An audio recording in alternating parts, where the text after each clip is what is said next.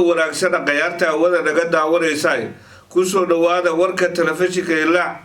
Ra'iisul Wasaare Xamse Cabdi Barre oo shir gudoomiye shirka golaha wasiirada xukuumadda Soomaaliya madaxweynaha maamulka Hirshabelle Cali Guulaawe Xuseen oo kulan la qaatay ergaga cusub ee qaramada midoobe u soo magacaaday Soomaaliya gudoomiyaha golaha shacabka Sheekh Aadan Maxamed Nuur Sheekh Aadan Madoobe oo dib ugu soo laabtay dalka madaxweynaha maamulka Jubbaland Axmed Isaaq Axmed Madoobe oo maanta xariga ka jaray xarunta cusub hay'adda socdaalka iyo jinsiyadaha ee ku yeelanayso deegaanada maamulka Jubbaland madaxweynaha maamulka Koonfur Galbeed Cabdicasiis Xasan Maxamed Lafta Gareen oo shir gudoomiyay shirka golaha wasiirada maamulka Koonfur Galbeed xal laga gaaray beela ku dagaalamay deegaano hoostago gobolka Galgaduud